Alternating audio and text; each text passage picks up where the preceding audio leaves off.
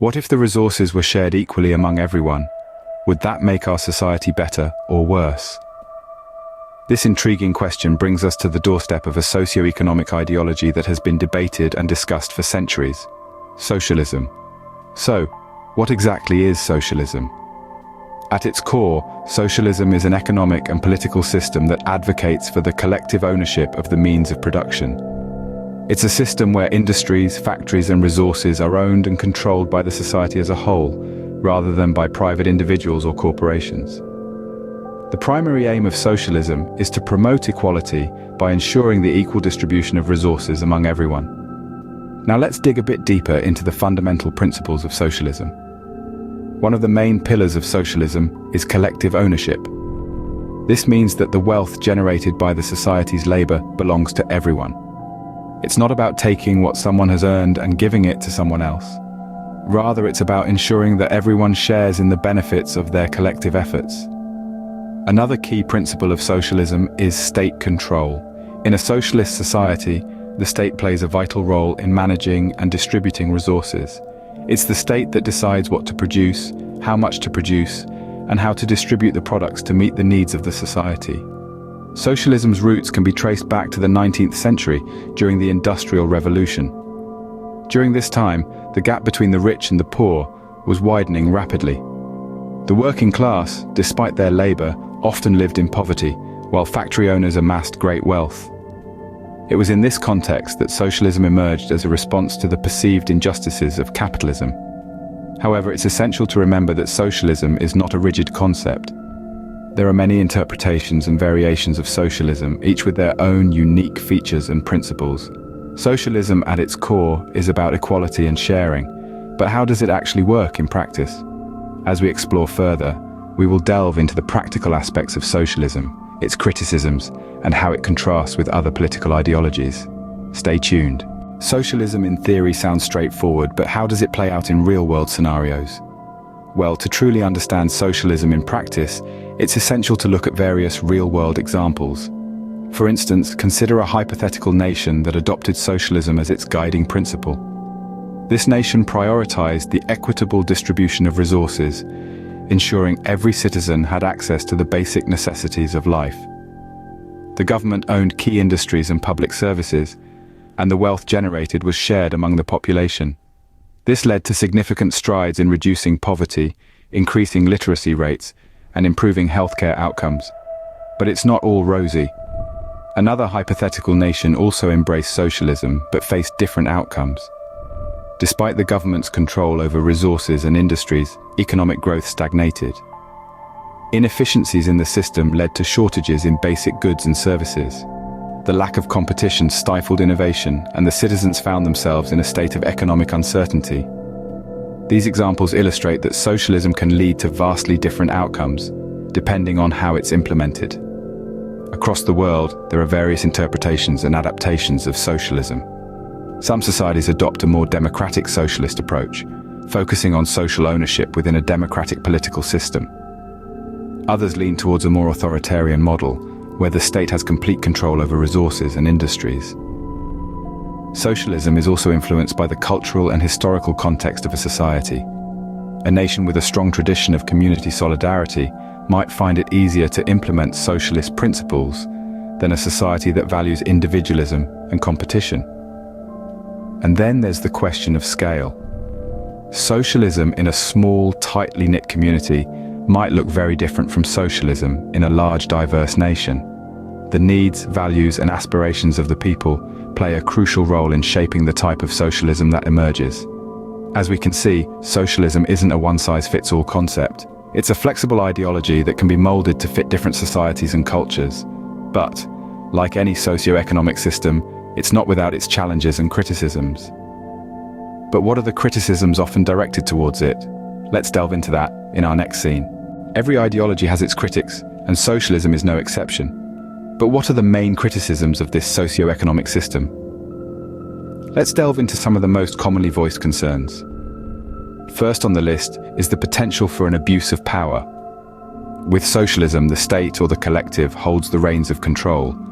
This consolidation of power in the hands of a few entities can, critics argue, lead to a misuse of authority and even tyranny if checks and balances are not robustly enforced. Another critique, often leveled at socialism, pertains to efficiency. In a socialist system, the state is responsible for planning and executing economic decisions. However, critics contend that it's nearly impossible for a central authority to effectively manage and allocate resources across a multitude of sectors and industries, which can result in inefficiencies and wastage. This brings us to the third criticism: lack of competition. Under socialism, competition is limited as the state owns and controls the means of production. Critics suggest that this lack of competition may stifle innovation and productivity, as there's less incentive for businesses to outperform one another and improve their products or services. Lastly, some critics argue that socialism can discourage individual initiative. If wealth and resources are distributed equally, regardless of effort or skill, it could potentially disincentivize individuals from striving for personal achievement and advancement. However, it's important to stress that these criticisms do not outright negate the ideology of socialism. Rather, they highlight areas of potential concern and improvement within the system. Moreover, the practical application of socialism can vary greatly, and many socialist principles have been successfully incorporated into mixed economies around the world. Critics argue that socialism may have its flaws, but it's essential to remember that no system is perfect. Now, how does socialism differ from other ideologies? Socialism, capitalism, communism, we've heard these terms thrown around, but how do they differ from one another? Let's start by comparing socialism and capitalism.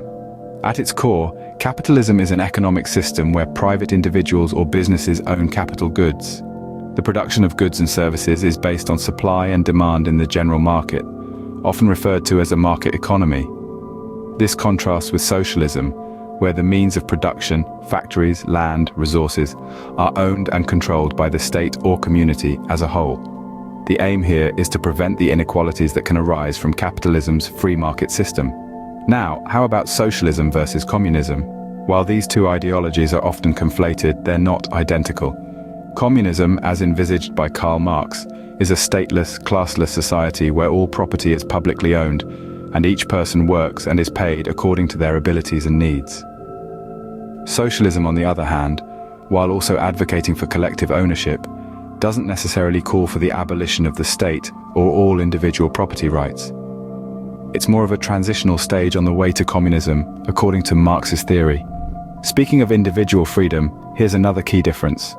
In capitalism, individual freedom is highly valued, with the belief that personal initiative and competition lead to innovation and growth. Socialism, though valuing individual rights, emphasizes social equality, often advocating for wealth redistribution to achieve this. Communal ownership in socialism and communism may also limit certain individual freedoms, particularly in terms of business and property rights. However, it is essential to remember that these ideologies are not black and white. There are many shades of socialism, capitalism, and communism, and real-world implementations often blend elements from different systems. For instance, many modern democracies operate under what's known as social democracy, a system that marries elements of capitalism and socialism to try and balance individual freedom and social justice. As we can see, socialism offers a different perspective on how a society should operate, but is it the right fit for everyone? So, is socialism the silver bullet for all societal issues? It's a question that we've been trying to untangle throughout this enlightening journey. Now, as we draw towards the end of our exploration, let's take a moment to recap the key points we've discussed. We started with the fundamentals of socialism, a socio-economic ideology rooted in the principles of equitable distribution of resources and collective ownership. We delved into the role of the state, which under socialism is seen as the guarantor of fairness and equality. Then, we ventured into the real-world applications of socialism, exploring how it has been interpreted and implemented across different historical contexts. From the Soviet Union to modern-day Nordic countries, we saw that the practice of socialism can vary significantly, influenced by various cultural, historical, and economic factors. Of course, no discussion of socialism would be complete without acknowledging its criticisms. We addressed common misconceptions and examined the challenges inherent in the socialist model, such as the potential for inefficiency and the risk of infringing on individual liberties. Finally, we compared socialism to other political ideologies, highlighting the contrasts and overlaps with systems like capitalism and communism. This comparison served to highlight that no single ideology holds all the answers, and the best approach often lies in thoughtful synthesis. So, to circle back to our opening question, is socialism the silver bullet for all societal issues? The answer is not a simple yes or no, it's a complex subject, and the suitability of socialism, or any political ideology for that matter, depends heavily on the specific circumstances of each society. Understanding socialism is key to informed political discourse. It allows us to engage in meaningful debates about the kind of society we want to live in and the best ways to achieve it. It's not about picking sides, but about broadening our perspectives and deepening our understanding of the world around us. Socialism provides an alternative perspective on societal structure and resource distribution. Whether it's the right choice, well, that's a debate for another time.